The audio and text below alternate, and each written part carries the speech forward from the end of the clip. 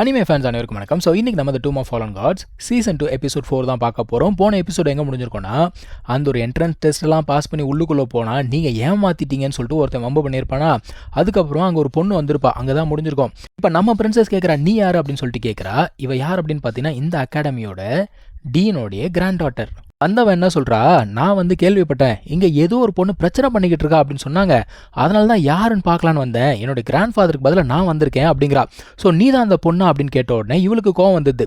இவனா சொல்கிறா, நாங்கள் வந்து டெஸ்ட்டை பாஸ் பண்ணி இங்கே வந்தோம், ரெஜிஸ்ட்ரேஷன் பண்ணலான்னு சொல்லிட்டு போனால் இந்த களவாணி பையன் வந்து பிரச்சனை பண்ணுறான்.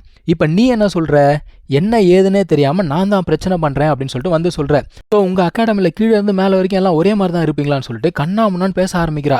இது என்ன, இது எல்லாரும் சொன்ன மாதிரிலாம் இல்லை போல தெரியுது, இது ரொம்ப கேவலமான அகாடமியாக இருக்கும் போல தெரியுதுன்னு சொல்லிட்டு இவ பாட்டுக்கு பேச ஆரம்பிக்கிறா.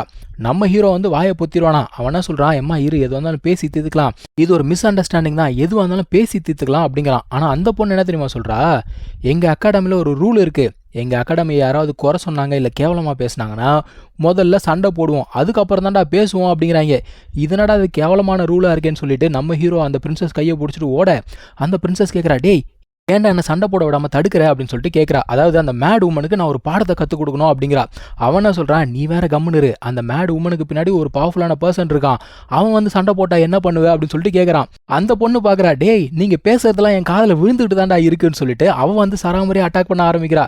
ஐயோ இதனடா வம்பா போச்சேன்னு சொல்லிட்டு இங்கேயும் அங்கேயும் ஓடிக்கிட்டு இருக்காங்க. இப்போ நம்ம ஹீரோ என்ன சொல்கிறான்னா, எம்மா இரு, பொறுமையாக இரு, முதல்ல என்ன நடந்தது அப்படிங்கிறத நான் சொல்கிறேன், அதுக்கப்புறமா முடிவு பண்ணிக்கலாம் அப்படிங்கிறான். சரி சொல்லு அப்படின்னு உடனே இவன் சொல்கிறான், இந்த மாதிரி நாங்கள் 3 பேர் வந்தோம், நாங்கள் வந்து டெஸ்ட் அப்படிங்கிறத பாஸ் பண்ணி ரெஜிஸ்ட்ரேஷன் அப்படிங்கிறதுக்கு போனோம். ஆனால் எங்களில் ஒருத்தன் வந்து பார்த்தீங்கன்னா மர்சனரி அப்படிங்கிறதுனால அந்த கைவன் என்ன சொல்கிறான், நாங்கள் வந்து சீட் பண்ணியிருக்கோம் அப்படின்னு சொல்கிறான். என்னோட ஃப்ரெண்டுக்கு இந்த மாதிரி யாராவது மட்டம் தட்டி பேசினா பிடிக்காது, அதனால் அவள் எதிர்த்து கேள்வி கேட்க அது வந்து இந்த மாதிரி பெரிய பிரச்சனையாக போச்சு அப்படின்னு சொன்ன உடனே அந்த கைவன் என்ன சொல்கிறான்னா, ஆமாம் அவன் ஒரு கேவலமான மர்சனரி, அவன் எப்படி டெஸ்ட்டை பாஸ் பண்ணியிருப்பான், இவங்க வந்து ஏமாத்திருக்காங்க அப்படின்னு சொன்ன உடனே இந்த பொண்ணுக்கு கோவம் வந்தது. அப்போ நீ என்ன சொல்ல வர, என் கிராண்ட் ஃபாதருடைய ஃபார்மேஷனை குறை இருக்குன்னு சொல்கிறியா, அந்த மாதிரிலாம் ஏமாற்றி டெஸ்ட்டை பாஸ் பண்ண முடியாது அப்படின்னு சொல்லிட்டு இவ சொல்கிறா. இருந்தாலுமே இந்த பொண்ணு எங்கள் அகாடமியில் சேர முடியாது அப்படிங்கிறாப்பா. இவ ஏன்டா அப்படின்னு கேட்டால், இவ வந்து அகாடமியை கேவலமாக பேசிட்டா, ஏகப்பட்ட பிரச்சனை பண்ணிட்டா, இவளை விட்டா ஃபியூச்சரில் இன்னும் பிரச்சனை பண்ணிக்கிட்டே இருப்பா, இவளுக்கு இந்த இடத்துல இடம் கிடையாது அப்படிங்கிறா. இப்போ நம்ம பிரின்சஸ் பார்க்குறா, அட போங்கடா நீங்களும் உங்கள் அகாடமியும் ஒன்றும் பெருசாலாம் கிடையாது, இங்கே நான் கிளம்புறேன்டா அப்படின்னு சொல்லிட்டு போகிறா. இப்போ நம்ம ஹீரோ என்ன தெரியுமா சொல்கிறான், ஒரு நிமிஷம் இரு அப்படின்னு சொல்லிட்டு, எனக்கு தெரிஞ்சு உங்கள் அகாடமியில் இன்னொரு ரூலும் இருக்கணுமே, இந்த இடத்துல ஸ்ட்ரென்த்து தான் எல்லாமே அப்படிங்கிற ஒரு ரூல் இருக்கணுமே, இருக்கா? அப்படி ஒரு ரூல் இருந்துச்சுன்னா இவன் கூட நான் சண்டை போடணும்னு ஆசைப்பட்றேன், இவனுக்கு என் கூட சண்டை போட தைரியம் இருக்கா அப்படின்னு கேட்குறான். இப்போ நம்ம ஹீரோ என்ன சொல்கிறான், நாங்கள் சண்டையில் ஜெயிச்சிட்டோம் அப்படின்னா நீ வந்து எங்ககிட்ட மன்னிப்பு கேட்கணும் அப்படின்னு சொல்கிறான். இப்போ ஆப்பனண்ட் என்ன கேட்குறான், நான் ஜெயிச்சிட்டா நீ என்ன பண்ணுவ அப்படின்னு கேட்கும்போது, நீ எல்லாம் ஜெயிக்க மாட்டே தம்பி, வாய்ப்பே இல்லை அப்படிங்கிறான். நம்ம ஹீரோக்கு என்ன கான்ஃபிடன்ஸ் பாருங்க. இப்போ அந்த டீனோட பேத்தி என்ன சொல்கிறான்னா, சரிப்பா நீங்கள் 2 பேரும் அக்ரி பண்ணிக்கிட்டதுனால நானே வந்து இந்த ஒரு சண்டைக்கு ரெஃப்ரியாக இருக்கேன், 15 மினிட்ஸ் டைமு, சீக்கிரம் சண்டை ஆரம்பிச்சிடும், இந்த சண்டை மூலமாக உங்களோட பிரச்சனைலாம் தீர்த்துக்கோங்க அப்படின்ட்டா. இப்போ நம்ம பிரின்சஸ் பார்க்குறா, டேய் என்னடா பயங்கரமாக பேசுகிற, நானே இம்ப்ரெஸ் ஆகிட்டேன் அப்படிங்கிறா. சரி ஓகே நான் போய் உட்காந்து வேடிக்கை பார்க்குறேன்னு சொல்லிட்டு அவ பாட்டுக்கு போயிட்டா. அதாவது இந்த பிரச்சனையெல்லாம் உருவாக்கி விட்டதே மேடம் தான், இப்போ வேடிக்கை பார்க்குறேன்னு போய் உட்காடுறாங்க.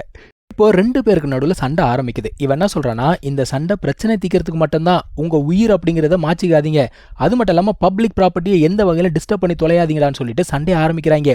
ஆரம்பித்த உடனே இந்த பயபுல என்ன பண்ணுறான், இவன் ஒரு விச்சு இல்லையா, நின்ன இடத்துலேருந்து அட்டாக் பண்ண முடியும். ஆனால் நம்ம ஹீரோ அவனுடைய அட்டாக் என்ன பண்ணுறான்னா, திருப்பி அவங்ககிட்ட அமுச்சு விட்றான்ப்பா. சுற்றி இருக்கிறவங்களாம் பார்க்குறாங்க, யாரா அந்த பையன் இந்த அளவுக்கு திறமையாக சண்டை போடுறான், கண்டிப்பாக இவன் ஒரு லெவல் 3 ஃபைட்டராக தான்டா இருப்பான் அப்படின்னு சொல்லிட்டு பேசுகிறாங்க. இப்போது கைவனுக்கு கோவம் வந்துச்சுங்க. ஏன்னா இந்த அளவுக்கு யாரும் அவனை வந்து பார்த்தீங்கன்னா இறங்கி அடித்தது கிடையாது, அவன் இன்னொரு அட்டாக் பயன்படுத்துகிறான். இவனோட அட்டாக் எல்லாமே ஐஸ் பேஸ்ட் அட்டாக்காக இருக்குது. நம்ம ஹீரோ பார்த்தீங்கன்னா தப்பிச்சு ஓடிக்கிட்டே இருக்கான். அவன் கையில் வச்சிருந்தான் பார்த்தீங்களா வெப்பன், அதுவே 2 கட் ஆகிடுச்சுங்க. என்னடா இது வம்பா போச்சேன்னு சொல்லிட்டு அங்கே ஒரு தூண் இருக்குது, தூணை உடச்சி சண்டை போடுறாங்க நம்ம ஹீரோ. அதுக்கப்புறம் என்ன சொல்கிறான், ஏண்டா நீங்களாம் வந்து ஒரே இடத்துல நின்று தான் சண்டை போடுவீங்களா, நீ நிற்கிற இடத்துல இருந்து உன்னை நான் நகர்த்துறேன் பாருன்னு சொல்லிட்டு சண்டை போட்டு அவனை அந்த இடத்துல நகர்த்தி விடுறான். இப்போ கைவனுக்கு பயங்கர கோவம், இவனை விடாமல் துரத்திக்கிட்டே இருக்கான். நம்ம ஹீரோ என்ன தெரியுமா பண்ணுறான், அங்கே இருக்க ஒரு சிலைக்கு பின்னாடி போய் ஒளிஞ்சுக்கிறான். ஏன்னா சிலையை டேமேஜ் பண்ணக்கூடாதுல்ல, அதான் இவன் கேட்குறான், எப்பா நீங்கள்லாம் என்ன சிலை பின்னாடி போய் ஒளிஞ்சுப்பீங்களா அப்படின்னு சொல்லிட்டு கேட்கும்போது, நான் எங்கே ஒளிஞ்சேன், நான் வந்து சண்டை போடும்போது எனக்கு இருக்கக்கூடிய என்விரான்மெண்ட்டை பயன்படுத்திக்கிறேன் அவ்வளோதான் சொல்லிட்டு வெக்கமே இல்லாமல் பேசுகிறான் நம்ம ஹீரோ. ஓகேன்னு சொல்லிட்டு இப்போ 2 பேரும் சண்டை அப்படிங்கிறத மறுபடியும் கண்டினியூ பண்ணுறாங்க. இவன் வந்து ரொம்ப வேகமாக ஓடிக்கிட்டே இருக்காங்க. ஒரு அட்டாக்ல என்ன நடக்குது, அங்கே இருக்க சிலை உடஞ்சி விழுந்துச்சு. இந்த பொண்ணு பார்க்குறா, டே பப்ளிக் ப்ராப்பர்ட்டியை டிஸ்டர்ப் பண்ணாதீங்கடா அப்படிங்கிறா. இருந்தாலும் நம்ம ஹீரோ என்ன பண்ணுறான், இவனுக்கு பின்னாடியே வந்து நின்று, டேய் பப்ளிக் ப்ராப்பர்ட்டி டிஸ்டர்ப் பண்ணாதரா அப்படின்றான். அவனுக்கு சரியான கோவம். ஒரு அட்டாக் கூட நம்ம ஹீரோ மேலே படவே இல்லை. நம்ம ஹீரோ வாய் வச்சுட்டு சும்மா இல்லாமல், தம்பி உன்னோட அட்டாக்கெல்லாம் ரொம்ப போர் அடிக்குது, புதுசாக வேறு எதனா மூவ் இருந்தால் ட்ரை பண்ணுறா அப்படின்னு உடனே இவனுக்கு கோவம் வந்துச்சு. ரைட்டு கேட்டல, நீ தான் கேட்ட, பார்த்துக்கோன்னு சொல்லிட்டு ஒரு பவர்ஃபுல் அட்டாக்கு பயபுல ரீசார்ஜ் பண்ணுங்க. அது வந்து ரொம்ப பெரிய ஒரு லைட்னிங் அட்டாக்காக இருக்குது. அதான் நம்ம ஹீரோ சொல்கிறான், டே இந்த இடத்துல போய் இந்த ஒரு அட்டாக்கை பயன்படுத்துறியே, கேவலமான மனுஷனா நீ அப்படின்னு சொல்லிட்டு கேவலமாக திட்டுறான். இருந்தாலும் அவன் வந்து விடாமல் அந்த ஒரு லைட்னிங் அட்டாக் அப்படிங்கிறத பயன்படுத்தும் பொழுது நம்ம ஹீரோ என்ன பண்ணுறான்னா, இந்த டிராகன் கேச்சிங் டெக்னிக் ஒன்று இருக்கும் இல்லையா, அதை யூஸ் பண்ணி அந்த லைட்னிங் பாலை திரும்ப இவன் மேலே போட்டுடுறான். இவனுங்க 2 பேர் பண்ண அலுப்புறையில் அங்கே ஒரு சிலை இல்லைங்க, 2-3 சிலை உடஞ்சி விழுந்து போச்சு. நம்ம ஹீரோ கீழே உடஞ்சி போயிருக்கக்கூடிய அந்த பீசஸ் எல்லாம் பார்க்குறான். ரைட்டு, நம்ம சோலி முடிஞ்சு போச்சு, இதுக்கு மேலே நம்மளை சேர்த்துக்க மாட்டாங்கடோய் அப்படின்னு நினைக்கிறான். ஆனால் கைவன் இருக்கான்ல, அவன் இன்னும் சண்டையை முடிச்ச மாதிரி தெரியலங்க. அவனுக்கு இன்னும் கோவம் அதிகமாக இருக்குது. அவன் என்ன பண்ணுறான், அடுத்த அட்டாக்கு ரெடி ஆகிறான். அதாவது இதுக்கு முன்னாடி வந்த அட்டாக்கை விட ரொம்ப கொலவெறியாக இருக்குது. இது பயங்கரமான லைட்னிங் அப்படிங்கிறது ஃபார்ம் ஆகிட்டு இருக்கு. இவனாலேயே அந்த அட்டாக்கை இப்போ கண்ட்ரோல் பண்ண முடியல. ஐயோ எனக்கு கண்ட்ரோல் கிடையாது, எல்லாம் ஓரம் போயிட்டுங்கடான்னு சொல்லிட்டு கத்த ஆரம்பிக்கிறான். பரவாயில்ல, ஓரளவுக்கு நல்லவன் தான் போல தெரியுது. ஸோ எல்லாருமே சேர்ந்து என்ன பண்ணுறாங்க, தடுக்கிறாங்க. அந்த சமயத்தில் நம்ம ஹீரோ அவனுடைய போ இருக்கு இல்லையா, அதை யூஸ் பண்ணி அட்டாக் பண்ணுறாங்க. எல்லாரும் பார்க்குறாங்க, டேய் இது காடோட வெப்பன்ல அப்படின்னு சொல்லிட்டு பார்க்குறாங்க. ஆக்சுவலாக அவன் அட்டாக் பண்ணுறது கைவனை கிடையாது, அவன் கையில் இருக்க அந்த எனர்ஜி பாலை மட்டும்தான். அதை அட்டாக் பண்ண உடனே கைவன் வந்து சேஃபாக கீழே விழுந்துட்டான். ஆனாலும் அந்த லைட்னிங் இன்னும் ஃபார்ம் ஆகிட்டு தான் இருக்குது, அதை இன்னும் ஒழிச்ச பாடு இல்லை. அந்த சமயத்தில் அங்கே ஒரு சீனியர் இருக்கான். அவன் என்ன பண்ணுறான், ஜம்ப் பண்ணி வந்து அவனுடைய பவரை யூஸ் பண்ணி அந்த ஒரு லைட்னிங் பவரை மொத்தமாக அழிச்சு விட்டுறான்ப்பா. ஸோ அந்த ஒரு சீனியர் கைவனுக்கு என்ன சொல்கிறாருன்னா, இந்த மாதிரி கண்ட்ரோல் பண்ண முடியாத ஒரு பவரை யூஸ் பண்ணனா உன்னோட உயிருக்கு தான் ஆபத்தாக போகும், இதை ஒரு வார்னிங்காக எடுத்துக்கோ, அடுத்த முறை இதை பயன்படுத்தாத அப்படிங்கிறாரு. அதுக்கப்புறம் நம்ம ஹீரோவை பார்த்து கேட்குறாரு, நீ ஒரு லெவல் 3 வாரியர், கையில் ஹோயி போ வச்சிருக்க, நீ வந்து சென்னான் தானே அப்படின்னு சொல்லிட்டு கேட்குறாரு. ஸோ அந்த மனுஷனுக்கு நம்ம ஹீரோவை பற்றி இதுக்கு முன்னாடி தெரிஞ்சிருக்கு. அது மட்டும் இல்லாமல் அந்த போ பார்த்தீங்கன்னா ஒரு டார்கெட்டை மிஸ் பண்ணவே பண்ணாது. அப்படி இருக்கும்போது இவன் என்ன பண்ணுறான், இவனோட உயிரை காப்பாற்றணும் அப்படிங்கிறதுக்காக அந்த ஒரு ஸ்டிக்கை முதல்ல ஷூட் பண்ணியிருக்கான். ஸோ இவனுக்கு தெரிஞ்சிருக்கு அந்த ஒரு அட்டாக்கை தடுக்கிறதுக்கு கண்டிப்பாக வேறு யாரோ உள்ளுக்குள்ளே வருவாங்க. இந்த கால்குலேஷன் வச்சு தான் அவன் அட்டாக் பண்ணியிருக்கான். இப்போ இந்த சீனியர் என்ன சொல்கிறாரு, ஆக்சுவலாக உண்மையாக சொல்லணும்னா அவன் உயிரை நீ காப்பாற்றிருக்க வேண்டிய அவசியமே கிடையாது.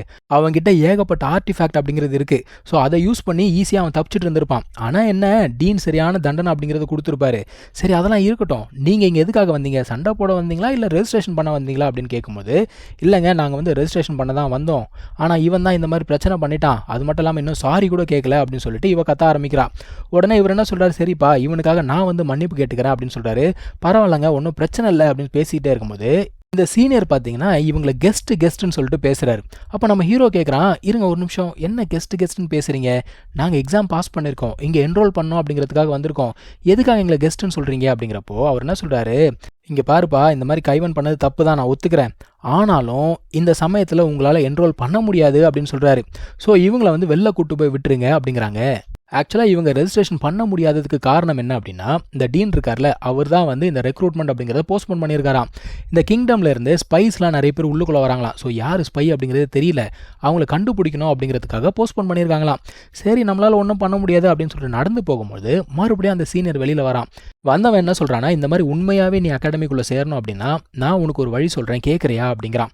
என்னடா வழி அப்படின்னு கேட்டால், இந்த பக்கத்தில் ஒரு ஃபாரஸ்ட் இருக்கான், அந்த இடத்துல ஒரு காலத்தில் அதாவது ஏன்ஷியன்ட் டைம்ஸில் காட்ஸ் வந்து சண்டை போட்டு இறந்து போயிருக்காங்க. ஸோ இதெல்லாம் ஒரு மித்து அப்படின்னு சொல்லிட்டு எல்லாருமே நினச்சிக்கிட்டு இருந்தாங்க. ஆனால் ரீசெண்ட் டைம்ஸில் ஒரு சில பேர் அங்கேருந்து காடோடைய போன்ஸ் அப்படிங்கிறத கொண்டு வந்திருக்காங்க. அதான் இந்த மனுஷன் என்ன சொல்கிறான், உன்னால் காட்டுக்குள்ளே போய் அங்கேருந்து அந்த போன் அப்படிங்கிறது கொண்டு வர முடிஞ்சதுன்னா நானே டீன் கிட்ட பேசி உன்னை வந்து அகாடமியில் சேர்த்துக்கிறேன் அப்படிங்கிறான். நம்ம ஹீரோ பார்க்குறான், ஓகே காட் போன்ஸ் தானே, எடுத்துகிட்டு வந்துருவோம் அப்படின்னு சொல்லிட்டு அந்த காட்டுக்குள்ளே நடந்து போக ஆரம்பிக்கிறாங்கப்பா. ஸோ இங்கே தான் இந்த எபிசோட் முடியுது. நம்ம அடுத்த எபிசோடில் கண்டினியூ பண்ணலாம். தேங்க்யூ ஸோ மச் ஃபார் வாட்சிங். Take care. பை.